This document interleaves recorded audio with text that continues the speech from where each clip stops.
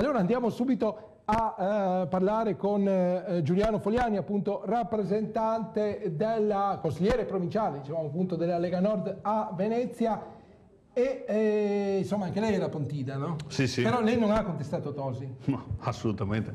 Io al congresso dell'anno scorso ho votato Tosi, ero delegato. E non si è pentito? Assolutamente no.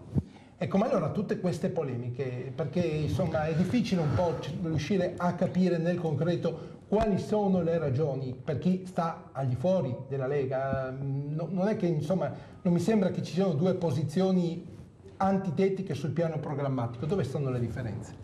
Dove sono le differenze? Beh, onestamente io ieri non ho visto tutte queste contestazioni che sono state riportate sulla stampa.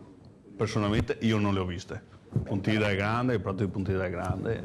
È chiaro, ci sono tante persone, quindi vabbè. Mi concentrerei di più, onestamente. Basta puntare le telecamere su quei pochi che contestano, ho capito? Per carità, certo, mi concentrerei di più sull'emergenza lavoro più che sull'emergenza Tosi in questo momento, perché le famiglie non riescono ad arrivare a fine mese. E poi noi che siamo lì che facciamo politica abbiamo l'obbligo di occuparci di queste cose. Ecco, ma allora questo, dico, se appunto l'emergenza è quella del lavoro, della crisi, dell'economia, dobbiamo concentrarci su questo? Sì, ma dico allora, per quale motivo poi ci sono questi contrasti interni? Perché tanto per dire, a Venezia insomma la contestazione nei confronti di Muraro sicuramente c'è stata. Cioè allora per quale motivo non si riesce a, come dire, a convogliare anche quelli che possono essere delle diversità d'opinione in qualche cosa di costruttivo? Non lo dico a lei perché non ha fatto la contestazione. Beh, io non ho contestato assolutamente nessuno.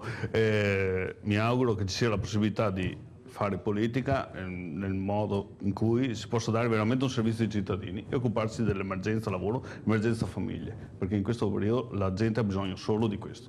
Anche perché intanto le aziende vanno in carizia, no? Le aziende vanno in carizia e cercano di oltre naturalmente... vanno sempre di più.